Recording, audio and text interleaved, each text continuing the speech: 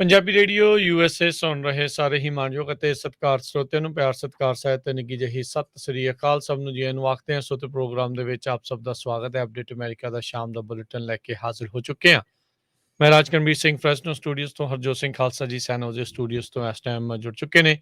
ਜੀ ਆਇਆਂ ਨੂੰ ਸਵਾਗਤ ਹੈ। ਸਤਿ ਸ੍ਰੀ ਅਕਾਲ ਜੀ ਧੰਨਵਾਦ ਜੀ ਆਇਆਂ ਨੂੰ। ਪੰਜਾਬੀ ਰੇਡੀਓ USA ਦੇ ਜਿੰਨੇ ਵੀ ਸਰੋਤੇ ਸਾਡੇ ਸਾਰੇ ਹੀ AM ਸਟੇਸ਼ਨ FM ਸਟੇਸ਼ਨ ਘਰਾਂ ਦੇ ਵਿੱਚ ਰੇਡੀਓ ਸੈਟਸ ਦੇ ਰਾਹੀਂ, ਟੈਲੀਫੋਨ ਦੇ ਰਾਹੀਂ, ਫੇਸਬੁੱਕ YouTube 'ਤੇ ਲਾਈਵ ਦੇਖ ਰਹੇ ਹੋ, ਸੁਣ ਰਹੇ ਹੋ, ਸਾਰਿਆਂ ਨੂੰ ਜੀ ਆਇਆਂ ਨੂੰ ਤੇ ਬਹੁਤ ਹੀ ਪਿਆਰ ਤੇ ਸਤਿਕਾਰ ਭਰੀ ਸਤਿ ਸ਼੍ਰੀ ਅਕਾਲ।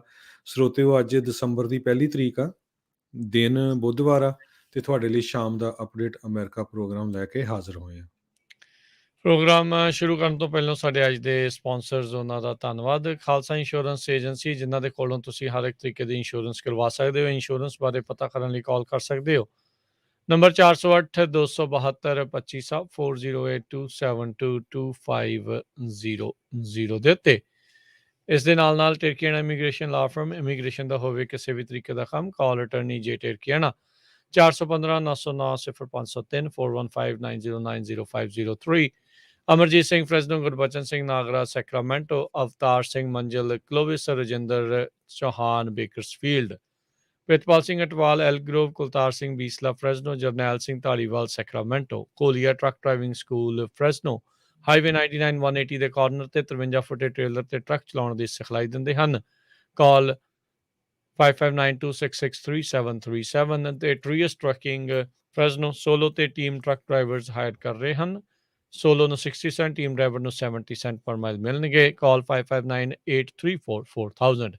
ਇਹਨਾਂ ਸਾਰਿਆਂ ਦਾ ਧੰਨਵਾਦ। ਜੇਕਰ ਤੁਸੀਂ ਜਾਂ ਕੋਈ ਹੋਰ ਕਾਰੋਬਾਰ ਇਸ ਪ੍ਰੋਗਰਾਮ ਨੂੰ ਸਪਾਂਸਰ ਕਰਨਾ ਚਾਹੁੰਦੇ ਹੋ, ਸੰਪਰਕ ਕਰ ਸਕਦੇ ਹੋ ਨੰਬਰ 408 722 7698 ਦੇ ਉੱਤੇ। ਜੀ ਅੱਜ ਦੀਆਂ ਖਬਰਾਂ ਵੱਲ ਆਈਏ ਤੇ ਕੈਲੀਫੋਰਨੀਆ ਦੇ ਵਿੱਚ ਸੈਨ ਫਰਾਂਸਿਸਕੋ ਦੇ ਵਿੱਚ ਪਹਿਲਾ ਕੇਸ ਓਮੀਕਰੋਨ ਜਿਹੜਾ ਵੇਰੀਐਂਟ ਆ ਕਰੋਨਾ ਵਾਇਰਸ ਦਾ, ਉਹ ਲੱਭਿਆ ਗਿਆ ਹੈਗਾ।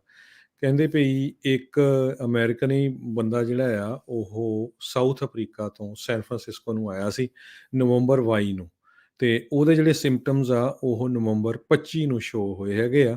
ਗਵਰਨਰ ਗੈਬਨ ਨਿਊਸਮ ਨੇ ਜਿਹੜਾ ਆ ਇੱਕ ਪ੍ਰੈਸ ਕਾਨਫਰੰਸ ਜਿਹੜੀ ਆ ਉਹਦੇ ਦੌਰਾਨ ਦੱਸਿਆ ਹੈਗਾ, ਤੇ ਪਰਸਨ ਦੀ ਜਿਹੜੀ ਏਜ ਆ ਕਹਿੰਦੇ ਵੀ 18 ਤੋਂ 49 ਸਾਲ ਦੇ ਵਿੱਚ ਆ। ਤੇ ਜਿਹੜੇ ਸਿੰਪਟਮਸ ਆ ਇਹ ਕਹਿੰਦੇ ਸੀਗੇ ਤਾਂ ਮਾਈਲਡ ਹੀ। ਪੀਟਰ ਚਿਨ ਹੋਂਗ ਜਿਹੜੇ ਇਨਫੈਕਸ਼ੀਅਸ ਡਿਸੀਜ਼ ਐਕਸਪਰਟ ਹੈਗੇ UCSF ਦੇ, ਤੇ ਉਹਨਾਂ ਨੇ ਇਹ ਕਿਹਾ ਪਰ ਜਿਹੜੇ ਪਰਸਨ ਨੂੰ ਇਹ ਹੋਇਆ ਵੀ ਹੈਗਾ ਆ, ਜਿਹੜਾ ਸਾਊਥ ਅਫਰੀਕਾ ਜਾ ਕੇ ਆਇਆ, ਇਸ ਦੇ 2 ਟੀਕੇ ਆਲਰੇਡੀ ਲੱਗੇ ਹੋ ਸੀ, ਫੁੱਲੀ ਡੋਜ਼ ਸੀਗਾ ਮੋਡਰਨਾ ਦਾ, ਤੇ ਪਰ ਬੂਸਟਰ ਨਹੀਂ ਉਹਦੇ ਲੱਗਿਆ ਸੀ। ਡਾਕਟਰ ਗ੍ਰੈਂਟ ਕੋਲਫੈਕਸ ਸੈਨ ਫਰਾਂਸਿਸਕੋ ਦੇ ਜਿਹੜੇ ਡਾਇਰੈਕਟਰ ਆਫ ਪਬਲਿਕ ਹੈਲਥ ਆ, ਉਹਨਾਂ ਨੇ ਇਹ ਜਿਹੜਾ ਦੱਸਿਆ ਵੀ ਇਹ ਪਰਸਨ ਜਿਹਨੂੰ ਹੋਇਆ ਆ, ਇਹ ਇਸਨੇ ਆਪਣੇ ਆਪ ਨੂੰ ਸੈਲਫ ਕੁਆਰੰਟਾਈਨ ਕੀਤਾ ਹੋਇਆ। ਤੇ ਅੱਗੇ ਜਾ ਕੇ ਉਹਨਾਂ ਨੇ ਦੱਸਿਆ ਵੀ ਇਹ ਕੋਈ ਸਰਪ੍ਰਾਈਜ਼ ਨਹੀਂ, ਸਾਨੂੰ ਪਤਾ ਹੀ ਸੀ ਵੀ ਜੇ ਦੁਨੀਆ ਦੇ ਹੋਰ ਕਿਸੇ ਕਾਰਨਰ ਵਿੱਚ ਹੋਇਆ ਤੇ ਅਲਟੀਮੇਟਲੀ ਇੱਥੇ USA 'ਚ ਵੀ ਪਹੁੰਚੂਗਾ। ਸੋ ਬਾਈਡਨ ਐਡਮਿਨਿਸਟ੍ਰੇਸ਼ਨ ਨੇ ਜਿਹੜੀਆਂ ਆ ਕਹਿੰਦੇ ਵੀ ਪਿਛਲੇ ਮਹੀਨੇ ਜਿਹੜੀਆਂ ਰਿਸਟ੍ਰਿਕਟਨ ਸੀਗੀਆਂ ਸਾਊਥ ਅਫਰੀਕਾ ਤੋਂ, ਉਹਨਾਂ ਨੂੰ ਜਿਹੜਾ ਆ ਰੀਸਟ੍ਰਿਕਟ ਕਰ ਦਿੱਤਾ ਹੈ, ਕਾਫੀ ਸਖਤ ਕੀਤੀਆਂ ਹੈਗੀਆਂ ਆ। ਸੈਂਟਰ ਫॉर ਡਿਸੀਜ਼ ਕੰਟਰੋਲ ਤੇ ਪ੍ਰੀਵੈਂਸ਼ਨ ਹੋਰ ਜਿਹੜੀਆਂ US ਦੀਆਂ ਜਿਹੜੀਆਂ ਕੰਡੀਸ਼ਨਸ ਆ, ਰੂਲਸ ਆ ਟਰੈਵਲਰਸ ਦੇ ਲਈ, ਜਿਹੜੇ ਓਵਰਸੀਜ਼ ਜਿਹੜੇ ਇੱਥੇ ਆ ਰਹੇ ਉਹਨਾਂ ਲਈ ਕਾਫੀ ਸਟ੍ਰਿਕਟ ਕਰਨ ਜਾ ਰਿਹਾ। ਸੋ ਕੱਲ੍ਹ ਨੂੰ ਪਤਾ ਲੱਗੂਗਾ, ਵੀਰਵਾਰ ਨੂੰ ਪ੍ਰੈਸ ਕਾਨਫਰੰਸ ਰੱਖੀ ਆ ਵਾਈਟ ਹਾਊਸ ਨੇ, ਉਹਦੇ ਵਿੱਚ ਉਹ ਦੱਸਣਗੇ ਵੀ ਜਿਹੜੇ ਲੋਕ ਅਮਰੀਕਾ ਆ ਰਹੇ ਆ ਉਹਨਾਂ ਤੋਂ ਕੀ ਜਿਹੜਾ ਆ ਉਹ ਰਿਕੁਆਇਰ ਕਰਨਗੇ। ਜੀ ਬਿਲਕੁਲ। ਇੱਕ ਕਹਿੰਦੇ ਵੀ ਜਿੱਦਾਂ ਤੁਸੀਂ ਦੱਸਿਆ ਵੀ ਸਿੰਪਟਮਸ ਉਸਦੇ ਇੰਪਰੂਵ ਕਰ ਰਹੇ ਆ, ਯਾਨੀ ਕਿ ਉਹ ਸਖਤ ਬਿਮਾਰ ਜਿਹੜਾ ਉਹ ਨਹੀਂ ਹੋ ਰਿਹਾ, ਈਵਨ ਦੋ ਉਸਨੂੰ ਜਿਹੜਾ ਓਮੀਕਰੋਨ ਵੇਰੀਐਂਟ ਜਿਹੜਾ ਉਹ ਲੱਗ ਆਇਆ ਹੈਗਾ ਹੈ ਉਸ ਦੇ ਉੱਤੇ। ਮੇ ਬੀ ਇਹ ਵੈਕਸੀਨ ਦਾ ਅਸਰ ਆ ਜਾਂ ਕਿੱਦਾਂ ਆ, ਜਾਂ ਉਸਦੇ ਅੰਦਰ ਇਮਿਊਨ ਰਿਸਪੌਂਸ ਜਿਹੜਾ ਉਹ ਬੈਟਰ ਰਿਹਾ ਆ। ਇਹ ਇੱਕ ਚੀਜ਼ ਗੁੱਡ ਹੋ ਸਕਦੀ ਆ। ਲੋਕਾਂ ਨੂੰ ਮੇ ਬੀ ਇਸ ਦੇ ਨਾਲ ਥੋੜ੍ਹਾ ਜਿਹਾ ਧਰਵਾਸ ਜਿਹੜਾ ਉਹ ਵੱਜੇ, ਜਿਨ੍ਹਾਂ ਨੇ ਵੈਕਸੀਨ ਜਿਹੜੇ ਉਹ ਲਗਵਾਏ ਆ। ਪਰ ਦੋਨੋਂ ਤਰਫੋਂ ਆਪਾਂ ਨੂੰ ਗੱਲਾਂ ਜਿਹੜੀਆਂ ਇਹ ਜਿਹੜੀ ਸੁਭਾਵਿਕ ਗੱਲ ਆ ਵੀ ਆਪਾਂ ਨੂੰ ਸੁਣਨ ਨੂੰ ਜਿਹੜੀਆਂ ਉਹ ਮਿਲ ਸਕਦੀਆਂ ਨੇ। ਪਹਿਲਾ ਕੇਸ ਜਿਹੜਾ ਜਿੱਦਾਂ ਤੁਸੀਂ ਦੱਸਿਆ ਵੀ ਕੈਲੀਫੋਰਨੀਆ ਦੀ ਸੈਨ ਫਰਾਂਸਿਸਕੋ ਇਲਾਕੇ ਦੇ ਵਿੱਚ ਆਇਆ ਹੈ। ਨਿਊਸਮ ਨੇ ਆਪਣੇ ਨਿਊਜ਼ ਕਾਨਫਰੰਸ ਦੇ ਵਿੱਚ ਇਸ ਚੀਜ਼ ਦੇ ਬਾਰੇ ਦੱਸਿਆ, ਨਾ ਤਾਂ ਨਹੀਂ ਉਹਨਾਂ ਨੇ ਦੱਸਣਾ ਵੀ ਕੌਣ ਸੀਗਾ। 18 ਤੋਂ 49 ਸਾਲ ਦੀ ਉਮਰ ਦੇ ਦਰਮਿਆਨ ਇਹ ਬੰਦਾ ਸੀਗਾ, ਇਹ ਇਨਸਾਨ ਸੀਗਾ। ਸੋ ਇਸ ਦੇ ਬਾਰੇ ਜਿਹੜਾ ਇੰਨਾ ਦੱਸਿਆ ਗਿਆ ਹੈਗਾ ਆ। ਸੋ ਇਸਨੇ ਜਿਹੜਾ 6 ਮਹੀਨੇ ਵਾਲਾ ਜਿਹੜਾ ਬੂਸਟਰ ਸ਼ਾਟ ਆ ਉਹ ਅਜੇ ਨਹੀਂ ਸੀ ਲਗਵਾਇਆ ਹੋਇਆ। ਬਹੁਤ ਸਾਰੇ ਲੋਕ, ਬਹੁਤ ਸਾਰੇ ਜਿਹੜੇ ਸਾਇੰਸਦਾਨ ਆ ਉਹ ਇਹ ਕਹਿ ਰਹੇ ਆ ਵੀ ਅਜੇ ਕਈ ਵੀਕ ਲੱਗਣਗੇ ਇਸ ਵਾਇਰਸ ਦੇ ਉੱਤੇ ਜਿਹੜੇ ਵੈਕਸੀਨਸ ਆ ਉਸ ਦਾ ਕਿੱਦਾਂ ਦਾ ਪ੍ਰਭਾਵ ਹੈਗਾ ਆ ਉਸ ਨੂੰ ਦੇਖਣ ਦੇ ਲਈ। ਇਹ ਇੱਕ ਵੱਡੀ ਜਿਹੜੀ ਚਿੰਤਾ ਦਾ ਵਿਸ਼ਾ ਜਿਹੜਾ ਉਹ ਜ਼ਰੂਰ ਬਣਿਆ ਪਿਆ ਸੀਗਾ। ਪਰ ਕਹਿੰਦੇ ਵੀ ਇਹ ਸਾਰੇ ਕਾਸੇ ਦੇ ਬਾਵਜੂਦ ਵੀ ਜਿਹੜਾ ਡਾਓ ਜੋਨਸ ਆ ਅੱਜ ਓਵਰਆਲ ਜਿਹੜੀ ਸਟਾਕ ਮਾਰਕੀਟ ਦੇ ਉੱਤੇ ਜਿਹੜਾ ਓਮੀਕਰੋਨ ਦਾ ਜਿਹੜਾ ਅਸਰ ਆ ਉਹ ਮਾੜਾ ਰਿਹਾ। ਪਰ ਫਿਊਚਰਸ ਦੇ ਵਿੱਚ ਅੱਜ ਦੇ ਕਿਉਂਕਿ ਬਾਅਦ ਖਤਮ ਹੋਣ ਤੋਂ ਬਾਅਦ ਦੇ ਵਿੱਚ ਹੀ ਜਿਹੜਾ ਉਹ ਆਇਆ ਸੀ, ਪਰ ਕਹਿੰਦੇ ਵੀ ਕੱਲ ਨੂੰ ਇਹ ਤਾਂ ਨੂੰ ਫਿਰ ਦੁਬਾਰਾ ਜਿਹੜਾ ਉਹ ਜਾ ਸਕਦਾ ਆ। ਉਧਰ ਹਰਜੋਤ ਸਿੰਘ ਜੀ, ਇਸ ਦੇ ਨਾਲ ਹੀ ਸੰਬੰਧਿਤ ਖਬਰਾਂ 'ਚ ਜੇ ਗੱਲ ਕਰਦੇ ਜਾਈਏ ਕੋਵਿਡ ਦੀਆਂ ਹੀ, ਆਸਟ੍ਰੇਲੀਆ ਦੀ ਪੁਲਿਸ ਜਿਹੜੇ ਕੁਆਰੰਟੀਨ ਦੇ ਐਸਕੇਪੀ ਆ ਜਿਹੜੇ ਉੱਥੋਂ ਭੱਜ ਗਏ ਸੀ ਕੁਆਰੰਟੀਨ ਕਰਦੇ ਕਰਦੇ, ਉਹਨਾਂ ਨੂੰ ਗ੍ਰਿਫਤਾਰ ਜਿਹੜੀ ਹੈ ਕਹਿੰਦੇ ਉਹ ਕਰ ਰਹੀ ਹੈ। ਡਾਰਵਿਨ ਇਲਾਕੇ ਦੇ ਨਜ਼ਦੀਕ ਹੋਵਰਡ ਸਪ੍ਰਿੰਗਸ ਜਿਹੜਾ ਇਲਾਕਾ ਆ ਉਸ ਜਿਹੜਾ ਸੈਂਟਰ ਬਣਾਇਆ ਸੀ, ਉੱਥੋਂ ਜਿਹੜੇ ਕੁਛ ਲੋਕ ਜਿਹੜੇ ਆ ਕੁਆਰੰਟੀਨ ਦੇ ਲਈ ਉਹਨਾਂ ਨੂੰ ਰੱਖਿਆ ਗਿਆ ਸੀ, ਉਹ ਭੱਜ ਗਏ। ਤਾਂ ਹੁਣ ਕਹਿੰਦੇ ਆ ਵੀ ਅਫਸਰਾਂ ਦੇ ਦੁਆਰਾ ਮੈਨ ਹੰਟ ਤੋਂ ਬਾਅਦ ਦੇ ਵਿੱਚ ਉਹਨਾਂ ਨੂੰ ਗ੍ਰਿਫਤਾਰ ਕੀਤਾ ਗਿਆ। ਸੁੱਖ ਦਾ ਸਾਹ ਉਹਨਾਂ ਦੇ ਲਈ ਬਸ ਇਹ ਸੀਗਾ ਵੀ ਉਹ ਕੋਵਿਡ ਨੂੰ ਨੈਗੇਟਿਵ ਟੈਸਟ ਜਿਹੜੇ ਉਹਨਾਂ ਨੇ ਕੀਤਾ ਸੀ। ਜੀ। ਅਗਲੀ ਖਬਰ ਵੱਲ ਚਲੀਏ। ਬਹੁਤ ਸਾਰੇ ਜਿਹੜੇ ਪੋਲੀਟੀਸ਼ੀਅਨਸ ਆ ਉਹ ਅਗਲੇ ਸਾਲ ਕੁਇਟ ਕਰ ਰਹੇ ਆ, ਕਈ ਨਵੇਂ ਆ ਰਹੇ ਹੈਗੇ ਆ।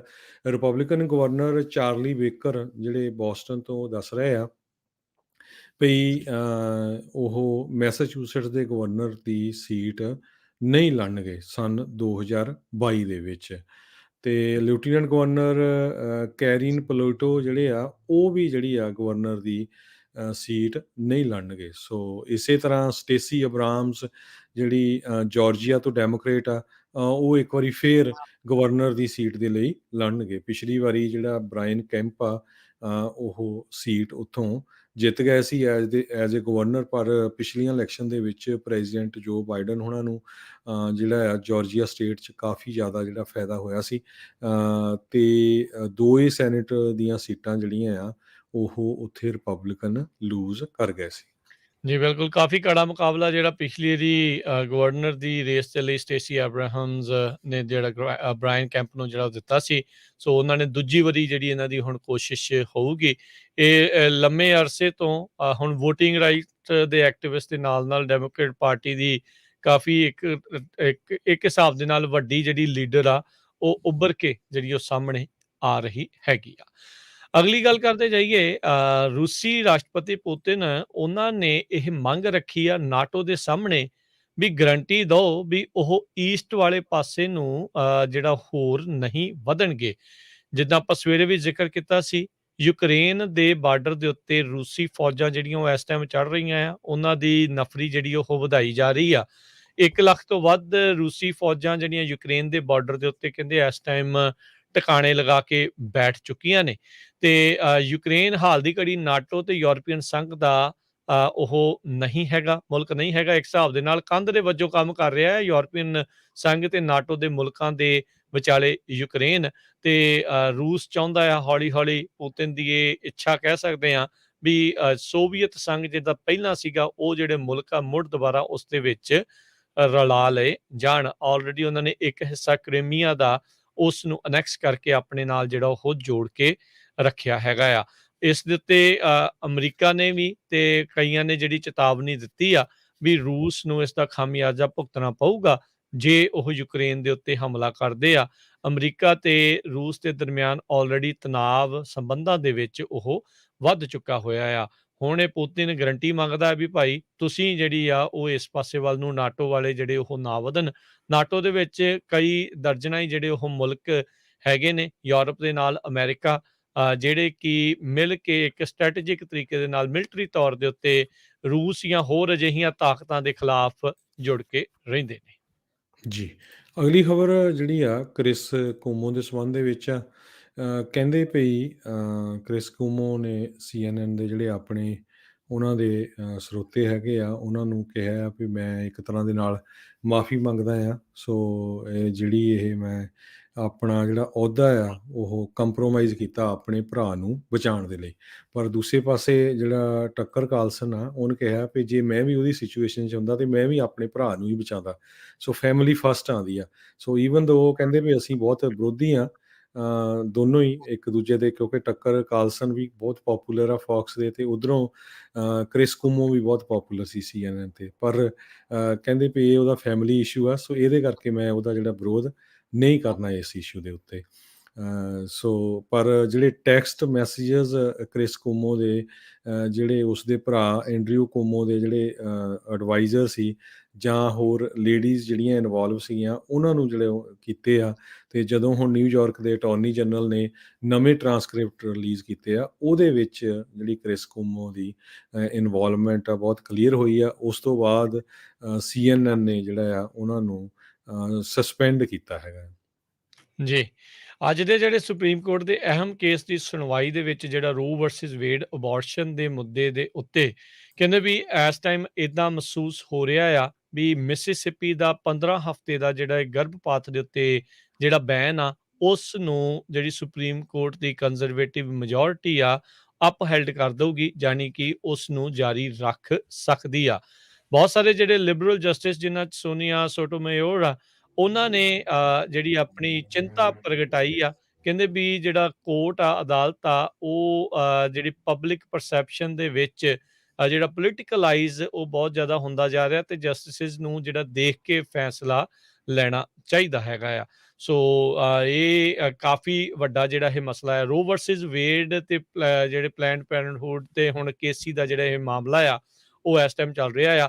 70 ਦੇ ਦਹਾਕੇ ਦੇ ਵਿੱਚ ਰੋ ਵਰਸਿਸ ਵੇਡ ਦੇ ਮਾਮਲੇ ਦੇ ਵਿੱਚ ਸੁਪਰੀਮ ਕੋਰਟ ਨੇ ਉਦੋਂ ਇਹ ਫੈਸਲਾ ਕੀਤਾ ਸੀਗਾ ਵੀ ਔਰਤ ਦੇ ਕੋਲ ਅਖਤਿਆਰ ਹੈਗਾ ਆ, ਜਦ ਵੀ ਚਾਹੇ ਉਹ ਗਰਭਪਾਤ ਕਰਵਾ ਸਕਦੀ ਆ। ਤੇ ਮਿਸੀਸਿਪੀ ਨੇ ਇਹ ਜਿਹੜੇ ਕੁਛ ਵਰੇ ਪਹਿਲਾਂ ਇਹ ਲਾਅ ਪਾਸ ਕੀਤਾ ਸੀ ਵੀ 15 ਹਫ਼ਤੇ ਤੋਂ ਬਾਅਦ ਦੇ ਵਿੱਚ ਅਬੋਰਸ਼ਨ ਦੇ ਉੱਤੇ ਪੂਰਨ ਬੈਨ ਜਿਹੜਾ ਆ ਉਹ ਹੋਵੇਗਾ।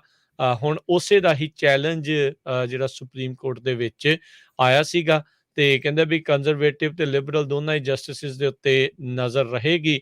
ਤੇ ਹਾਲ ਦੀ ਘੜੀ ਜੋ ਕਹਿੰਦੇ ਅੰਦਰੂਨੀ ਖਬਰਾਂ ਵੱਖ-ਵੱਖ ਨਿਊਜ਼ ਹਵਾਲਿਆਂ ਤੋਂ ਆਪਾਂ ਨੂੰ ਦੇਖਣ ਨੂੰ ਮਿਲ ਰਹੀਆਂ ਆ, ਉੱਥੋਂ ਇਹੀ ਲੱਗ ਰਿਹਾ ਵੀ ਕੰਜ਼ਰਵੇਟਿਵ ਵਾਲੇ ਪਾਸੇ ਨੂੰ ਝੁਕਾਵ ਜਿਹੜਾ ਹੈਗਾ ਆ, ਤੇ ਰੋ ਵਰਸਿਸ ਵੇਡ ਦਾ ਇਹ ਅਬੋਰਸ਼ਨ ਦਾ ਜਿਹੜਾ ਬੈਨ ਆ ਉਹ ਹਟਾਇਆ, ਬੈਨ ਜਿਹੜਾ ਆ ਉਹ ਅਪਹੈਲਡ ਕੀਤਾ ਜਾ ਸਕਦਾ, ਯਾਨੀ ਕਿ ਅਬੋਰਸ਼ਨ ਦੇ ਉੱਤੇ ਬੈਨ ਲੱਗ ਸਕਦਾ। ਕਹਿੰਦਾ ਇਦਾਂ ਹੁੰਦਿਆਂ ਹੀ 20 ਤੋਂ ਵੱਧ ਜਿਹੜੀਆਂ ਇਸ ਟਾਈਮ ਸਟੇਟਸ ਆ ਜਿੱਥੇ ਕਿ ਰਿਪਬਲਿਕਨ ਗਵਰਨਰ ਜਾਂ ਉੱਥੇ ਮੈਜੋਰਟੀਜ਼ ਹੈਗੀਆਂ, ਕਹਿੰਦੇ ਵੀ ਉਹਨਾਂ ਨੇ ਤੁਰੰਤ ਉਹਨਾਂ ਸੂਬਿਆਂ ਦੇ ਵਿੱਚ ਇਸ ਕਾਨੂੰਨ ਨੂੰ ਲਾਗੂ ਜਿਹੜਾ ਆ ਉਹ ਕਰ ਦੇਣਾ ਹੈਗਾ ਆ। ਸੋ ਲੈਟਸ ਸੀ ਕੀ ਬਣਦਾ ਆ। ਬੜਾ ਹੀ ਅਹਿਮ ਜਿਹੜੇ ਕੇਸ ਦਾ ਫੈਸਲਾ ਆ ਉਹ ਆਪਾਂ ਨੂੰ ਜਲਦ ਸੁਣਨ ਨੂੰ ਮਿਲ ਸਕਦਾ ਹੈ। ਅਗਲੀ ਖਬਰ ਵੱਲ ਚਲੀਏ। ਪ੍ਰੈਜ਼ੀਡੈਂਟ ਜੋ ਬਾਈਡਨ ਉਹਨਾਂ ਨੇ ਵਰਲਡ ਏਡਜ਼ ਡੇ ਦੇ ਉੱਤੇ ਇਹ ਡਿਕਲੇਅਰ ਕੀਤਾ ਆ ਵੀ ਰੇਸਿਜ਼ਮ ਜਿਹੜੀ ਆ ਉਹ ਇੱਕ ਤਰ੍ਹਾਂ ਨਾਲ ਪਬਲਿਕ ਹੈਲਥ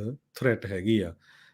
ਸੋ ਕਹਿੰਦੇ ਵੀ ਜਿਹੜੇ ਗਰੀਬ ਮੁਲਕ ਹੈਗੇ ਆ ਜਾਂ ਗਰੀਬ ਏਰੀਏਜ਼ ਆ, ਉੱਥੇ ਲੋਕਾਂ ਨੂੰ ਉਹ ਸਹੂਲਤ ਨਹੀਂ ਮਿਲਦੀ ਜਿਹੜੀ ਕਿ ਅਮੀਰਾਂ ਦੇ ਵਿੱਚ ਮਿਲ ਜਾਂਦੀ ਹੈਗੀ। ਅਮੀਰ ਏਰੀਏ ਦੇ ਵਿੱਚ 40 ਸਾਲਾਂ ਤੋਂ ਜਿਹੜੀ ਆ ਏਡਜ਼ ਦੀ ਐਪੀਡੈਮਿਕ ਇਹ ਚੱਲ ਰਹੀ ਆ। ਹਜੇ ਵੀ ਜਿਹੜੇ ਬਹੁਤ ਸਾਰੇ ਲੋਕ ਇਹ ਤੋਂ ਪ੍ਰਭਾਵਿਤ ਆ, ਖਾਸ ਕਰਕੇ ਬਲੈਕ ਤੇ ਲਟੀਨੋ ਮੈਨ ਜਿਹੜੇ ਬਾਈਸੈਕਸ਼ੂਅਲ ਵੀ ਹੈਗੇ ਆ।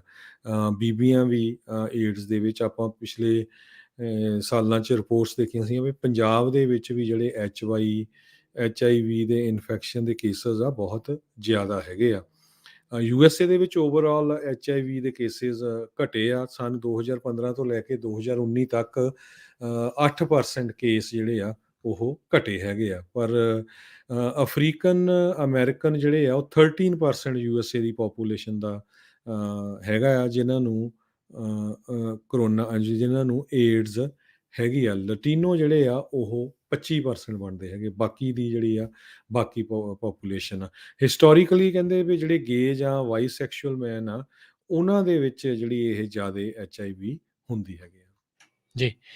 ਅਗਲੀ ਹਰਜੋਤ ਸਿੰਘ ਜੀ ਗੱਲ ਆਪਾਂ ਜੇ ਕਰਦੇ ਜਾਈਏ, ਮਾਰਕ ਮੈਡੋਜ਼ ਜਿਹੜੇ ਸਾਬਕਾ ਰਾਸ਼ਟਰਪਤੀ ਦੇ ਚੀਫ ਆਫ ਸਟਾਫ ਰਹੇ ਆ, ਉਹਨਾਂ ਨੇ ਆਪਣੀ ਨਵੀਂ ਕਿਤਾਬ ਇੱਕ ਮੈਮੋਰ ਦੇ ਵਿੱਚ ਇਸ ਚੀਜ਼ ਦਾ ਦਾਅਵਾ ਕੀਤਾ ਆ ਜਦੋਂ ਪ੍ਰੈਜ਼ੀਡੈਂਸ਼ੀਅਲ ਡਿਬੇਟ ਹੋ ਰਹੇ ਸੀ, ਜਿਹੜਾ ਪਹਿਲਾ ਡਿਬੇਟ ਹੋਣਾ ਸੀਗਾ, ਉਸ ਤੋਂ 3 ਦਿਨ ਪਹਿਲਾਂ ਕਹਿੰਦੇ ਆ ਵੀ ਰਾਸ਼ਟਰਪਤੀ ਟਰੰਪ ਇੱਕ ਵਾਰੀ ਪੋਜ਼ਿਟਿਵ ਕੋਵਿਡ ਪੋਜ਼ਿਟਿਵ ਜਿਹੜੇ ਉਹ ਪਾਏ ਗਏ ਸੀ। ਪਰ ਕਹਿੰਦੇ ਵੀ ਟਰੰਪ ਹੁਣਾਂ ਨੇ ਇਹ ਪੱਕਿਆਂ ਜਿਹੜਾ ਕਿਹਾ ਸੀਗਾ ਵੀ ਭਾਈ ਕਿਸੇ ਵੀ ਹਾਲਾਤ ਦੇ ਵਿੱਚ ਮੈਂ ਇਹ ਡਿਬੇਟ ਮਿਸ ਜਿਹੜਾ ਉਹ ਨਹੀਂ ਕਰ ਸਕਦਾ। ਪਰ ਬਾਅਦ ਦੇ ਵਿੱਚ ਕਹਿੰਦੇ ਵੀ ਜਦੋਂ ਦੂਜਾ ਟੈਸਟ ਕੀਤਾ ਗਿਆ ਤਾਂ ਉਹ ਨੈਗੇਟਿਵ ਆਇਆ ਸੀਗਾ। ਸੋ ਕਹਿੰਦੇ ਵੀ ਮੇਰਾ ਇਹ ਕੋਸ਼ਿਸ਼ ਸੀਗੀ as a chief of staff ਵੀ ਬਾਕੀ ਲੋਕਾਂ ਨੂੰ ਇਹ ਕਹੀਏ ਵੀ ਬਚ ਕੇ ਜਿਹੜਾ ਉਹ ਰਹੋ, ਪਰ ਕਹਿੰਦੇ ਵੀ ਪਬਲਿਕ ਦੇ ਮੂਹਰੇ ਵੀ ਪਰਸੈਪਸ਼ਨ ਇਦਾਂ ਦੀ ਉਹ ਨਹੀਂ ਜਿਹੜੀ ਉਹ ਜਾਣ ਦੇਣਾ ਚਾਹੁੰਦੇ ਸੀਗੇ ਵੀ ਟਰੰਪ ਹੁਣੀ ਪੋਜ਼ਿਟਿਵ ਜਿਹੜੇ ਉਹ ਆਏ ਨੇ। ਸੋ ਇੱਕ ਪੋਜ਼ਿਟਿਵ ਆਇਆ ਸੀਗਾ ਤੇ ਬਾਅਦ ਦੇ ਵਿੱਚ ਫਿਰ ਕਹਿੰਦੇ ਆ ਵੀ ਨੈਗੇਟਿਵ ਰਿਜ਼ਲਟ ਜਿਹੜਾ ਉਹ ਆ ਗਿਆ ਸੀਗਾ। ਸੋ ਪਰ ਉਸ ਤੋਂ ਬਾਅਦ ਦੇ ਵਿੱਚ ਆਪਾਂ ਨੂੰ ਪਤਾ ਵੀ ਕੁਛ ਵੀਕ ਬਾਅਦ ਖੁਦ ਜਿਹੜੇ ਰਾਸ਼ਟਰਪਤੀ ਆ ਉਹ ਕਰੋਨਾ ਪੋਜ਼ਿਟਿਵ ਪਾਏ ਗਏ ਸੀ, ਫਿਰ ਜਿਸ ਤੋਂ ਬਾਅਦ ਚ ਇਹਨਾਂ ਦਾ ਇਲਾਜ ਵੀ ਜਿਹੜਾ ਉਹ ਕੀਤਾ ਗਿਆ ਸੀਗਾ। ਸੋ ਇਸ ਮੈਮੋਇਰ ਦੇ ਵਿੱਚ ਕਹਿੰਦੇ ਵੀ ਹੋਰ ਕਈ ਚੀਜ਼ਾਂ ਜਿਹੜੀਆਂ ਆ ਜਦੋਂ ਇਹ ਰਿਲੀਜ਼ ਹੋਊਗਾ ਤਾਂ ਆ ਸਕਦੀਆਂ ਨੇ। ਹੁਣ ਤੱਕ ਟਰੰਪ ਹੁਣਾਂ ਦੇ ਕਾਰਜਕਾਲ ਦੇ ਵਿੱਚ ਕਈ ਲੋਕਾਂ ਨੇ ਜਿਹੜਾ ਉਹ ਕੰਮ ਕੀਤਾ, ਉਹਨਾਂ ਦੀਆਂ ਬਹੁਤ ਸਾਰੀਆਂ ਜਿਹੜੀਆਂ ਕਿਤਾਬਾਂ ਆ ਉਹ ਆ ਚੁੱਕੀਆਂ ਨੇ, ਜਿਨ੍ਹਾਂ ਨੇ ਕਈ ਤਰੀਕੇ ਦੇ ਜਿਹੜੇ ਵੱਖ-ਵੱਖ ਖੁਲਾਸੇ, ਵਿਵਾਦ, ਕਈ ਚੀਜ਼ਾਂ ਜਿਹੜੀਆਂ ਉਸਨੇ ਸਹੇੜੀਆਂ ਨੇ। ਜੀ।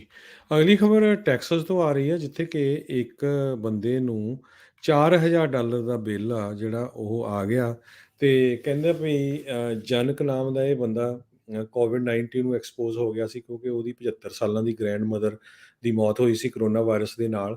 ਤੇ ਉਸ ਤੋਂ ਬਾਅਦ ਉਸਨੇ ਟੈਸਟ ਕਰਾਉਣ ਗਿਆ ਹਸਪੀਟਲ 'ਚ ਤੇ ਉਹਨੂੰ $4000 ਦਾ ਬਿੱਲ ਸਿਰਫ ਟੈਸਟਿੰਗ ਦਾ ਹੀ ਦੇ ਦਿੱਤਾ। ਕਹਿੰਦਾ ਵੀ ਮੈਂ ਆਪਣੀ ਇੰਸ਼ੋਰੈਂਸ ਨਾਲ ਵੀ ਗੱਲ ਕੀਤੀ ਹੈਗੀ ਆ, ਵੀ ਜਿਹੜੀ blue cross blue shield of Texas ਆ, ਉਹ ਕਹਿੰਦੇ ਵੀ ਤੇਰਾ ਜਿਹੜਾ ਇਹਨੂੰ ਬਰੀ ਨਹੀਂ ਕਰਨਾ ਚਾਹੀਦਾ, ਅਸੀਂ ਇਹਨੂੰ ਟੇਕ ਕੇਅਰ ਕਰਾਂਗੇ। ਪਰ ਹਜੇ ਤੱਕ ਵੀ ਕਹਿੰਦਾ ਇਹ ਜਿਹੜੀ ਪ੍ਰੋਬਲਮ ਚੱਲ ਰਹੀ ਆ ਤੇ ਮੈਨੂੰ ਬਿੱਲ ਜਿਹੜੇ ਆਉਂਦੇ ਜਾ ਰਹੇ ਹੈਗੇ ਆ ਰਹੇ ਆ ਜਾ ਰਹੇ ਆ। ਤੇ ਪਹਿਲਾਂ 2300 ਦਾ ਬਿੱਲ ਆਇਆ ਸੀ, ਫਿਰ 1500 ਦਾ ਆਇਆ ਸੀ। ਸੋ ਹੁਣ ਦੇਖੋ ਵੀ ਟੈਸਟਿੰਗ ਦਾ ਹੀ $4000 ਦਾ ਬਿੱਲ, ਇਹ ਤਾਂ ਆਊਟ ਆਫ ਬਾਉਂਡਸ ਆ, ਬਹੁਤ ਹੀ ਜ਼ਿਆਦਾ ਹੈਗਾ। ਜੀ, ਜੀ। ਐਲਨ ਡੀਜੈਨਰਸ ਇੱਕ ਕਾਫ਼ੀ ਮਸ਼ਹੂਰ ਨਾਮ ਹੈਗਾ ਹਰਜੋਤ ਸਿੰਘ ਜੀ, ਟਾਕ ਸ਼ੋਜ਼ ਦੇ ਵਿੱਚ ਜਾਂ ਦਿਨ ਦੇ ਜਿਹੜੇ ਆ ਸ਼ੋਜ਼ ਚੱਲਦੇ ਆ ਟੀਵੀ ਦੇ ਉੱਤੇ, ਉੱਥੇ ਆਪਣੇ ਇੱਕ 9 ਸਾਲਾਂ ਦਾ ਇੱਕ ਸਿੱਖ ਮੁੰਡਾ ਅਨੇਕ ਸਚਦੇਵ ਜਿਹੜਾ ਪਹੁੰਚਿਆ, ਜਿਸਨੇ ਕਿ ਲਵਿੰਗ ਲਾਇਬ੍ਰੇਰੀ ਇੱਕ ਨਾਂ ਦੀ ਚੀਜ਼ ਜਿਹੜੀ ਉਹ ਬਣਾਈ ਆ। ਕਹਿੰਦੇ ਵੀ ਉਸ ਬੱਚੇ ਨੇ ਜਿਹੜਾ ਉਹ ਦੱਸਿਆ 9 ਸਾਲਾਂ ਦਾ ਇਹ ਜਿਹੜਾ ਸਿੱਖ ਮੁੰਡਾ ਅਨੇਕ ਸਚਦੇਵ ਆ, ਉਸਨੇ ਕਿਹਾ ਵੀ ਜਦ ਕੋਵਿਡ ਹੋਇਆ ਸੀ, ਉਸਦੇ ਪਰਿਵਾਰ ਦੇ ਵਿੱਚੋਂ ਜਿਹੜੇ ਜੀ ਆ ਉਹਨਾਂ ਨੂੰ ਕੋਵਿਡ ਹੋ ਗਿਆ। ਅਸੀਂ ਸਾਰੇ ਜਿਹੜੇ ਆ ਵੱਖੋ ਵੱਖਰੇ ਹੋ ਗਏ, ਉਹਨਾਂ ਨੂੰ ਮਿਲ ਨਹੀਂ ਸੀ ਸਕਦੇ। ਪਰ ਕਹਿੰਦੇ ਵੀ ਕਿਤਾਬ ਇੱਕ ਇਨਸਾਨ ਦਾ ਬਹੁਤ ਵੱਡਾ ਦੋਸਤ ਆ। ਕਹਿੰਦੇ ਮੈਂ ਜਦੋਂ ਵੀ ਮੈਨੂੰ ਮੌਕਾ ਮਿਲਦਾ ਆ ਤੇ ਮੈਂ ਕਿਤਾਬਾਂ ਜਿਹੜੀਆਂ ਉਹ ਪੜ੍ਹਦਾ ਰਹਿੰਦਾ ਆ।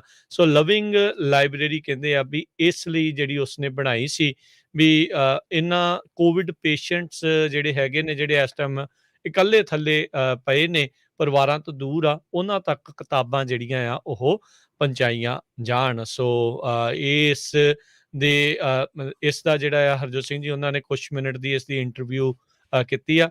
ਬਹੁਤ ਹੀ ਜੇ ਕਹਿ ਲਓ ਵੀ ਕਿਊਟ ਜਿਹਾ ਛੋਟਾ ਜਿਹਾ ਬੱਚਾ, ਤੇ ਪਰ ਦੇਖੋ ਕਿੰਨੀ ਸਮਝਦਾਰੀ ਭਰੀ ਜਿਹੜੀ ਉਸਨੇ ਗੱਲ ਕੀਤੀ ਆ। ਤੇ ਇਸ ਮੌਕੇ ਇਹ ਦੱਸਿਆ ਜਾ ਰਿਹਾ ਸੀਗਾ, ਉਹ ਦੱਸ ਰਿਹਾ ਸੀ ਖੁਦ ਵੀ ਉਹ ਇੱਕ ਇਸ ਟਾਈਮ ਹੋਮਲੈਸ ਵਾਲਿਆਂ ਦੇ ਲਈ ਕਿਤਾਬਾਂ ਪਹੁੰਚਾਉਣ ਦੀ ਉਹਨਾਂ ਤੱਕ ਉਹ ਕੋਸ਼ਿਸ਼ ਕਰ ਰਿਹਾ ਆ, ਜਿਸ ਦੇ ਚੱਲਦਿਆਂ ਉਹਨੂੰ ਕਹਿੰਦੇ $15,000 ਦੀ ਇੱਕ ਹਿਸਾਬ ਦੇ ਨਾਲ ਗ੍ਰਾਂਟ ਆ ਉਸ ਦੇ ਇੱਕ ਸਪਾਂਸਰ ਦੇ ਵੱਲੋਂ, ਐਲਨ ਦੇ ਜਿਹੜੇ ਸਪਾਂਸਰ ਆ ਉਸ ਦੇ ਵੱਲੋਂ ਜਿਹੜੀ ਉਸਨੂੰ ਮਿਲੀ ਆ। ਚੰਗਾ ਕੰਮ ਕਰ ਰਿਹਾ ਆ। ਸੋ ਇਦਾਂ ਦੇ ਆਪਾਂ ਨੂੰ ਬੱਚੇ ਜਿਹੜੇ ਆ ਉਹ ਅੱਗੇ ਵੱਧਦੇ ਜਿਹੜੇ ਉਹ ਜਾਣੇ ਚਾਹੀਦੇ ਆ। ਦੇਖੋ ਇਹਦੇ ਨਾਲ ਕਈ ਕੰਮ ਹੁੰਦੇ, ਇੱਕ ਉਸ ਦੀ ਤਾਂ ਹਰਜੋਤ ਸਿੰਘ ਜੀ ਸ਼ਾਬਾਸ਼ੀ ਤਾਂ ਉਸਨੂੰ ਮਿਲਦੀ ਹੋਈ ਮਿਲਦੀ ਆ, ਨਾਲ ਦੇ ਨਾਲ ਸਿੱਖ ਆਈਡੈਂਟਿਟੀ ਰੈਕੋਗਨਾਈਜੇਸ਼ਨ ਆ, ਉਹ ਸਾਰੀਆਂ ਚੀਜ਼ਾਂ ਦੇ ਵੀ ਕਈ ਮਸਲੇ ਨਾਲ ਹੱਲ ਹੁੰਦੇ ਨੇ। ਜੀ। ਅਗਲੀ ਖਬਰ ਫ੍ਰਿਜ਼ਨੋ ਕੈਲੀਫੋਰਨੀਆ ਤੋਂ ਆ ਰਹੀ ਹੈ, ਜਿੱਥੇ ਕਿ ਰੀਡਿਸਟ੍ਰਿਕਟਿੰਗ ਦੇ ਸੰਬੰਧ ਦੇ ਵਿੱਚ ਕੱਲ੍ਹ ਸ਼ਾਮ ਨੂੰ ਵੀਰਵਾਰ ਨੂੰ 6 ਵਜੇ ਸਿਟੀ ਹਾਲ ਦੇ ਵਿੱਚ ਮੀਟਿੰਗ ਹੋਣ ਜਾ ਰਹੀ ਆ। ਇਹ 10 ਸਾਲਾਂ ਬਾਅਦ ਜਿਹੜੇ ਡਿਸਟ੍ਰਿਕਟਸ ਆ ਉਹ ਚੇਂਜ ਹੁੰਦੇ ਆ ਬੇਸਡ ਅਪੋਨ US ਸੈਂਸਸ ਦੇ। ਸੋ ਸਿਟੀ ਕੌਂਸਲ ਨੇ 14 ਮੈਪ ਜਿਹੜੇ ਕੰਸੀਡਰ ਕੀਤੇ ਆ, 11 ਜਿਹੜੇ ਪਬਲਿਕ ਨੇ ਸਬਮਿਟ ਕੀਤੇ ਆ ਤੇ ਇੱਕ GUIR ਨੇ ਤੇ 3 ਜਿਹੜੇ ਆ ਉਹ ਸਿਟੀ ਕੰਸਲਟੈਂਟ ਤੇ ਨੈਸ਼ਨਲ ਡੈਮੋਗ੍ਰਾਫਿਕ ਕਾਰਪੋਰੇਸ਼ਨਸ ਵੱਲੋਂ। ਸੋ ਆਪਾਂ ਕੱਲ੍ਹ ਵੀ ਗੱਲਬਾਤ ਕੀਤੀ ਸੀ ਨੈਨਦੀਪ ਸਿੰਘ ਉਹਨਾਂ ਨਾਲ, ਜੈਕਾਰਾ ਮੂਵਮੈਂਟ ਵਾਲਿਆਂ ਨਾਲ। ਕੱਲ੍ਹ ਸ਼ਾਮ ਨੂੰ 6 ਵਜੇ ਜਿਹੜਾ ਆ ਸਿਟੀ ਹਾਲ ਦੇ ਵਿੱਚ ਆਪਣੇ ਪੰਜਾਬੀ ਜਿਹੜੇ ਵੱਧ ਤੋਂ ਵੱਧ ਪਹੁੰਚਣੇ ਚਾਹੀਦੇ ਆ, ਤਾਂ ਕਿ ਜਿਹੜਾ ਤੁਹਾਡਾ ਏਰੀਆ ਆ ਉਹਦੀ ਕਿਸ ਤਰ੍ਹਾਂ ਡਿਸਟ੍ਰਿਕਟਿੰਗ ਹੋਣੀ ਹੈਗੀ ਆ, ਕਿਸ ਤਰ੍ਹਾਂ ਤੁਸੀਂ ਵੋਟ ਪਾ ਸਕਦੇ ਆ, ਕਿਸ ਤਰ੍ਹਾਂ ਉੱਥੇ ਕੈਂਡੀਡੇਟ ਜਿਹੜਾ ਵੀ ਹੋਊਗਾ ਉਹਨੂੰ ਫਾਇਦਾ ਹੋ ਸਕਦਾ। ਨਹੀਂ ਤਾਂ ਉਹ ਕੋਸ਼ਿਸ਼ ਕਰ ਰਿਹਾ ਵੀ ਸਪਲਿਟ ਹੋ ਜਾ, ਜਿੱਥੇ ਪੰਜਾਬੀ ਕਮਿਊਨਿਟੀ ਵੀ ਜ਼ਿਆਦੇ ਆ। ਸੋ ਉਹ ਜ਼ਰੂਰ ਉੱਥੇ ਪਹੁੰਚੋ, ਕਿਉਂਕਿ ਨਹੀਂ ਤਾਂ ਫਿਰ ਬਾਅਦ ਦੇ ਵਿੱਚ ਆਪਾਂ ਰੌਲਾ ਪਾਉਂਦੇ ਰਹਿੰਦੇ ਹਾਂ ਵੀ ਸਾਡੀ ਕੋਈ ਗੱਲ ਉੱਥੇ ਸੁਣਦਾ ਨਹੀਂ ਹੈਗਾ। ਸੋ ਕੱਲ੍ਹ ਨੂੰ ਸ਼ਾਮ ਨੂੰ 6 ਵਜੇ ਜਿਹੜਾ ਫ੍ਰਿਜ਼ਨੋ ਦਾ ਸਿਟੀ ਹਾਲ ਹੈਗਾ ਆ, ਉੱਥੇ ਸਿਟੀ ਹਾਲ ਚੈਂਬਰਸ ਦੇ ਵਿੱਚ ਜਿਹੜੀ ਆ ਇਹ ਮੀਟਿੰਗ ਹੋਣੀ ਹੈਗੀ ਆ। ਜੀ, ਬਿਲਕੁਲ ਹਰਜੋਤ ਸਿੰਘ ਜੀ। ਸੋ ਇਹੀ ਉਹਨਾਂ ਦੀ ਕਈਆਂ ਦੀ ਜਿਹੜੀ ਪੋਲੀਟੀਸ਼ੀਅਨਾਂ ਦੀ ਕੋਸ਼ਿਸ਼ ਹੁੰਦੀ ਹੈ ਵੀ ਕਿਸੇ ਵੀ ਇੱਕ ਕਮਿਊਨਿਟੀ ਦੇ ਕੋਲ ਪਾਵਰ ਜਿਹੜੀ ਉਹ ਨਾ ਰਹਿਣ ਦਿੱਤੀ ਜਾਵੇ, ਖਾਸ ਕਰਕੇ ਜੇ ਉਹ ਮਾਈਨੋਰਿਟੀ ਕਮਿਊਨਿਟੀ ਹੁੰਦੀ ਆ। ਸੋ ਉਹ ਤੁਹਾਨੂੰ ਡਿਵਾਈਡ ਐਂਡ ਰੂਲ ਵਾਲੀ ਗੱਲ ਜਿਹੜੀ ਉਹ ਕਰਨਾ ਚਾਹੁੰਦੇ, ਪਰ ਸਾਰਿਆਂ ਨੂੰ ਕਹਿੰਦੇ ਵੀ ਇਕੱਠੇ ਰੱਖਣ ਦੇ ਲਈ ਉਹਨਾਂ ਦੇ ਲਈ ਆਪਣੀ ਆਵਾਜ਼ ਜਿਹੜੀ ਉਸ ਨੂੰ ਬੁਲੰਦ ਕਰਨਾ ਜਿਹੜਾ ਉਹ ਚਾਹੀਦਾ। ਸਨੀ ਸਾਈਡ ਦਾ ਇਲਾਕਾ ਫਰੈਜ਼ਨੋ ਦੇ ਵਿੱਚ ਦੱਸ ਰਹੇ ਸੀ ਕੱਲ ਨੈਨਦੀਪ, ਤੇ ਜਿਹੜਾ ਵੈਸਟ ਆਫ 99 ਉਹ ਵਾਲੇ ਇਲਾਕੇ ਦੀ ਵੰਡ ਜਿਹੜੀ ਉਹ ਹੋ ਰਹੀ ਆ। ਹਰਜੋਤ ਸਿੰਘ ਜੀ, ਬਹੁਤ ਸਾਰੇ ਜਿਹੜੇ ਲੋਕ ਆ ਉਹ ਸਵਾਲ ਪੁੱਛ ਰਹੇ ਵੀ ਇੰਡੀਆ ਨੂੰ ਫਲਾਈਟਸ ਤੇ ਇੰਡੀਆ ਤੋਂ ਫਲਾਈਟਸ ਨੂੰ ਲੈ ਕੇ ਕੀ ਅਪਡੇਟ ਆ। ਆਪਾਂ ਨੂੰ ਸਭ ਨੂੰ ਇੰਤਜ਼ਾਰ ਕਰਨਾ ਪੈਣਾ ਆ। ਵਾਈਟ ਹਾਊਸ ਨੇ ਕੱਲ ਨੂੰ ਜਿਹੜੀ ਇਹ ਪ੍ਰੈਸ ਕਾਨਫਰੰਸ ਰੱਖੀ ਆ, ਜਿਸ ਦੇ ਵਿੱਚ ਇੰਡੀਆ ਤੋਂ ਜਾਂ ਬਾਹਰਲੇ ਮੁਲਕਾਂ ਤੋਂ ਆ ਰਹੇ, ਕਿਸੇ ਵੀ ਮੁਲਕ ਤੋਂ ਆ ਰਹੇ ਜਿਹੜੇ ਟਰੈਵਲਰਸ ਹੈਗੇ ਆ, ਜਿਨ੍ਹਾਂ ਦੇ ਵਿੱਚ ਚਾਹੇ ਯੂਐਸ ਸਿਟੀਜ਼ਨ ਜਾਂ ਗ੍ਰੀਨ ਕਾਰਡ ਹੋਲਡਰ ਵੀ ਹੋਣਗੇ, ਉਹਨਾਂ ਦੇ ਲਈ ਸਖਤੀਆਂ ਪਾਬੰਦੀਆਂ ਜਿਹੜੀਆਂ ਆ ਉਹ ਵਧਣ ਜਾ ਰਹੀਆਂ ਆ। ਇੱਕ ਵਾਰੀ ਫੇਰ ਦੱਸ ਜਾਈਏ, ਹਾਲ ਦੀ ਘੜੀ ਇਹ ਸਿਫਾਰਿਸ਼ ਆ, ਪਰ ਜਿੱਦਾਂ ਦੀਆਂ ਖਬਰਾਂ ਹੁਣ ਤੱਕ ਆਈਆਂ, ਲੱਗਦਾ ਇਹ ਤਕਰੀਬਨ ਤੈਅ ਹੈਗਾ ਆ ਵੀ 24 ਘੰਟਿਆਂ ਦੇ ਵਿੱਚ ਫਲਾਈਟ ਤੋਂ ਪਹਿਲਾਂ ਜਿਹੜੀ 24 ਘੰਟਿਆਂ ਦੇ ਵਿੱਚ ਤੁਹਾਡਾ ਨੈਗੇਟਿਵ ਟੈਸਟ ਹੋਇਆ ਹੋਣਾ ਲਾਜ਼ਮੀ ਆ। ਫੁੱਲ ਵੈਕਸੀਨੇਸ਼ਨ ਹੋਣੀ ਜਿਹੜੀ ਆ ਉਹ ਲਾਜ਼ਮੀ ਹੋਵੇਗੀ। ਤੇ ਆਉਂਦਿਆਂ ਤੋਂ ਬਾਅਦ ਦੇ ਵਿੱਚ ਇਸ ਚੀਜ਼ ਦੇ ਵਿੱਚ ਅਜੇ ਸਵਾਲ ਨੇ ਵੀ ਇਦਾਂ ਕਰਨਗੇ ਜਾਂ ਨਹੀਂ ਕਰਨਗੇ। ਜੇ ਕੋਈ ਲੈਂਡ ਕਰ ਜਾਂਦਾ ਆ ਤੇ ਉਸ ਤੋਂ ਬਾਅਦ 'ਚ 3 ਤੋਂ 5 ਦਿਨਾਂ ਬਾਅਦ ਮੁੜ ਦੁਬਾਰਾ ਜਿਹੜਾ ਉਸਦਾ ਕੋਵਿਡ ਦਾ ਟੈਸਟ, ਤੇ ਹੋ ਸਕਦਾ ਹੈ ਵੀ 7 ਦਿਨਾਂ ਦੇ ਲਈ ਸੈਲਫ ਕੁਆਰੰਟੀਨ, ਇੱਦਾਂ ਦੀ ਜਿਹੜੀ ਗੱਲ ਵੀ ਹੋਵੇ ਹੁਣ। ਕਿਉਂਕਿ ਆਲਰੇਡੀ ਆਪਾਂ ਦੇਖਿਆ ਅਮਰੀਕਾ ਦੇ ਵਿੱਚ ਵੀ ਪਹਿਲਾ ਕੇਸ ਓਮੀਕਰੋਨ ਵੇਰੀਐਂਟ ਦਾ ਆ ਚੁੱਕਾ ਆ। ਉਸ ਦੇ ਨਾਲ ਇਹ ਸਖਤੀ ਕਰਨ ਦੀ ਗੱਲ ਨੂੰ ਲੱਗਦਾ ਆ ਵੀ ਸ਼ਾਇਦ ਮਜ਼ਬੂਤੀ ਜਿਹੜੀ ਉਹ ਮਿਲ ਸਕਦੀ ਆ। ਪਰ ਆਪਾਂ ਨੂੰ ਕੱਲ ਸਵੇਰ ਨੂੰ ਜਦੋਂ ਅਸੀਂ ਅਪਡੇਟ ਅਮਰੀਕਾ ਕਰਾਂਗੇ, ਸਾਨੂੰ ਉਮੀਦ ਆ ਉਦੋਂ ਤੱਕ ਵਾਈਟ ਹਾਊਸ ਤੇ ਜੀ। ਦੁਬਾਰਾ ਅਨਾਉਂਸਮੈਂਟ ਜਿਹੜੀ ਸੋ ਉਹ ਯੂਐਸਏ ਦੀ ਹੋਊਗੀ, ਜਿਹੜੇ ਅਮਰੀਕਾ ਆ ਰਹੇ ਆ ਇੰਡੀਆ ਤੋਂ, ਜਿਨ੍ਹਾਂ ਨੇ ਅਮਰੀਕਾ ਜਾਂ ਹੋਰ ਮੁਲਕਾਂ ਤੋਂ ਇੰਡੀਆ ਜਾਣਾ, ਇੰਡੀਆ ਨੇ ਵੀ ਆਪਣੀਆਂ ਕੰਡੀਸ਼ਨਸ ਕਾਫੀ ਜਿਹੜੀਆਂ ਸਖਤ ਗਾਈਡਲਾਈਨਸ ਆ ਕਰਤੀ। ਉਹ ਸਟ੍ਰਿਕਟ ਕਰ ਦਿੱਤੀਆਂ ਓਮੀਕਰੋਨ ਤੋਂ ਬਾਅਦ। South Africa, Brazil, UK, Bangladesh, Botswana, China, Mauritius, New Zealand, Zimbabwe, Singapore, Hong Kong ਤੇ ਇਜ਼ਰਾਈਲ ਤੋਂ ਜਿਹੜੀਆਂ ਫਲਾਈਟਾਂ ਆਉਂਦੀਆਂ। ਹੁਣ ਇਹ ਨਹੀਂ ਪਤਾ ਅਮਰੀਕਾ ਵੀ ਉਹ ਇਨਕਲੂਡ ਕਰ ਸਕਦੇ, ਕਿਉਂਕਿ ਹੁਣ ਸਾਡੇ ਅਮਰੀਕਾ 'ਚ ਵੀ ਇੱਕ ਕੇਸ ਆ ਗਿਆ। ਤੇ ਇੰਡੀਅਨ ਹੈਲਥ ਮਿਨਿਸਟਰੀ ਨੇ ਜਿਹੜਾ ਪ੍ਰਪੋਜ਼ ਕੀਤਾ ਹੈ ਵੀ ਜਿਹੜੀਆਂ ਇੰਟਰਨੈਸ਼ਨਲ ਫਲਾਈਟ ਉਹ ਦਸੰਬਰ 15 ਤੋਂ ਚਾਲੂ ਹੋਣੀਆਂ ਸੀਗੀਆਂ, ਪਰ ਜਿਹੜੀਆਂ ਕੁਛ ਚੱਲ ਰਹੀਆਂ ਹੈਗੀਆਂ ਫਲਾਈਟਾਂ। ਸੋ ਜਿਹੜੇ ਵੀ ਲੋਕ ਜਾਣਗੇ ਉਹਨਾਂ ਨੂੰ ਪੂਰੀ ਤਰ੍ਹਾਂ ਜਿਹੜਾ ਉਹਨਾਂ ਦੇ ਵੈਕਸੀਨੇਟਡ ਹੋਣੇ ਚਾਹੀਦੇ ਆ, ਟੈਸਟਿੰਗ ਹੋਣੀ ਚਾਹੀਦੀ ਆ। ਜਦ ਉੱਥੇ ਵੀ ਉਹ ਟੈਸਟ ਕਰ ਸਕਦੇ ਆਈਸੋਲੇਟਡ ਸੈਂਪਲਸ, ਜਦੋਂ ਤੁਹਾਡੀ ਫਲਾਈਟ ਜਾਊਗੀ ਕੁਛ ਲੋਕਾਂ ਦੇ ਉਹ ਕਰ ਸਕਦੇ ਆ।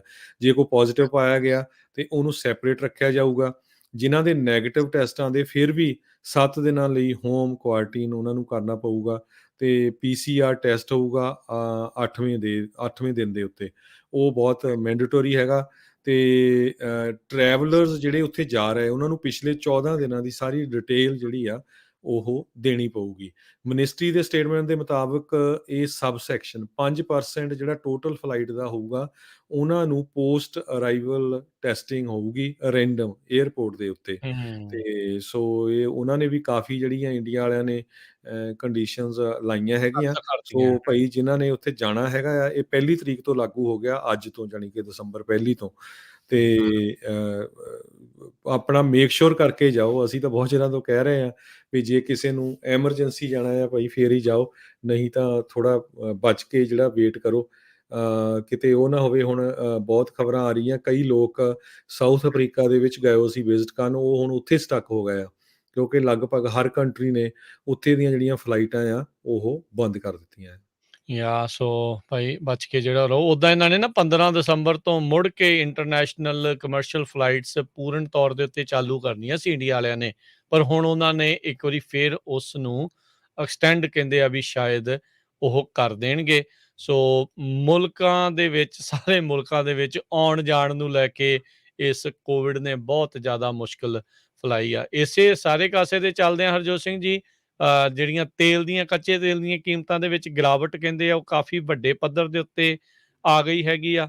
ਹੁਣ ਤਾਂ ਕਹਿੰਦੇ ਵੀ ਇਦਾਂ ਲੱਗ ਰਿਹਾ ਵੀ ਸ਼ਾਇਦ ਇਹ ਵੀ ਨਹੀਂ ਪਤਾ ਵੀ ਪਲੇਨਸ ਹੁਣ ਬਹੁਤੇ ਚੱਲਣਗੇ ਜਾਂ ਨਹੀਂ ਚੱਲਣਗੇ। ਕਈ ਮਹੀਨਿਆਂ ਤੱਕ ਇਸ ਦੀ ਫਿਰ ਮੁਸ਼ਕਲ ਜਿਹੜੀ ਉਹ ਆ ਸਕਦੀ ਹੈਗੀ ਆ। ਹੁਣ ਆਪਾਂ ਤਾਂ ਇਹੀ ਉਮੀਦ ਕਰਦੇ ਹਾਂ ਵੀ ਭਾਈ ਇਹ ਕੱਚੇ ਤੇਲ ਦੀਆਂ ਕੀਮਤਾਂ ਜੇ ਡਿੱਗੀਆਂ ਆ ਤੇ ਇਹ ਸਾਡੇ ਗੈਸ ਸਟੇਸ਼ਨਾਂ ਦੇ ਉੱਤੇ ਵੀ ਜਿਹੜੀਆਂ ਥੋੜ੍ਹੀਆਂ ਜਿਹੀਆਂ ਡਿੱਗ ਜਾਣ। ਲੋਕਾਂ ਦਾ ਲੱਕ ਇਹਨਾਂ ਨੇ ਬੜਾ ਤੋੜ ਕੇ ਰੱਖਿਆ ਹੈਗਾ ਆ। ਜੀ। ਤੇ ਸੋ ਆਪਾਂ ਥੋੜੀ ਸਟਾਕ ਮਾਰਕੀਟ ਦੀ ਗੱਲ ਕਰਦੇ ਜਾਈਏ, ਅੱਜ ਬਿਲਕੁਲ ਕਿੱਦਾਂ ਜੀ, ਦੀ? ਅੱਜ ਸਟਾਕ ਮਾਰਕੀਟ ਫਿਰ ਵੱਡੀ ਗਿਰਾਵਟ ਦਾ ਸ਼ਿਕਾਰ ਜਿਹੜਾ ਹੋ ਰਿਹਾ। 462 ਪੁਆਇੰਟਾਂ ਦੀ ਗਿਰਾਵਟ ਤੋਂ ਬਾਅਦ 'ਚ 34,022 ਦੇ ਉੱਤੇ ਡਾਓ ਜੋਨਸ ਬੰਦ ਹੋਇਆ। S&P ਦੇ ਵਿੱਚ 54 ਪੁਆਇੰਟ ਡਿੱਗੇ, 4513 ਤੇ ਬੰਦ ਹੋਇਆ। ਨੈਸਡੈਕ ਦੇ ਵਿੱਚ 264 ਪੁਆਇੰਟ ਡਿੱਗੇ, 15,264 ਦੇ ਉੱਤੇ ਬੰਦ ਹੋਇਆ। ਸੋਨੇ ਦਾ ਭਾਅ $1781 ਪ੍ਰਤੀ ਆਉਂਸ ਰਿਹਾ। 10 ਈਅਰ ਯੀਲਡ 1.42% ਦੇ ਉੱਤੇ ਰਹੀ ਤੇ ਬਿਟਕੋਇਨ ਦੀ ਕੀਮਤ 57,101 ਤੇ। ਇੱਕ ਯੂਐਸ ਡਾਲਰ ਦੀ ਕੀਮਤ ਇੰਡੀਆ ਦੇ 74 ਰੁਪਏ ਤੇ 99 ਪੈਸੇ ਦੇ ਬਰਾਬਰ ਰਹੀ ਆ। ਇੱਕ ਯੂਐਸ ਡਾਲਰ ਦੀ ਕੀਮਤ ਕੈਨੇਡਾ ਦੇ $1 ਤੇ 27 ਸੈਂਟ ਦੇ ਬਰਾਬਰ ਰਹੀ ਆ। ਇੱਥੇ ਸਾਡੇ ਅੱਜ ਦੇ ਪ੍ਰੋਗਰਾਮ ਦੀ ਸਮਾਪਤੀ। ਮਿਲਦੇ ਹਾਂ ਅਗਲੀ ਵਾਰ। ਉਦੋਂ ਤੱਕ ਲਈ ਮੈਨੂੰ ਰਾਜਕਨਵੀਰ ਸਿੰਘ ਨੂੰ ਤੇ ਹਰਜੋਤ ਸਿੰਘ ਨੂੰ ਇਜਾਜ਼ਤ ਦਿਓ। ਸਾਡੇ ਦੋਨਾਂ ਹੀ ਵੱਲੋਂ ਤੁਹਾਨੂੰ ਸਾਰਿਆਂ ਨੂੰ ਹੀ ਪਿਆਰ, ਸਤਿਕਾਰ ਸਹਿਤ ਨਿੱਘੀ ਜਿਹੀ ਸਤਿ ਸ੍ਰੀ ਅਕਾਲ। ਜਿਉਂਦੇ ਵਾਸਤੇ ਰਹੋ, ਹੱਸਦੇ ਖੇਲਦੇ ਰਹੋ ਤੇ ਸੁਣਦੇ ਰਹੋ ਜੀ ਪੰਜਾਬੀ ਰੇਡੀਓ ਯੂਐਸ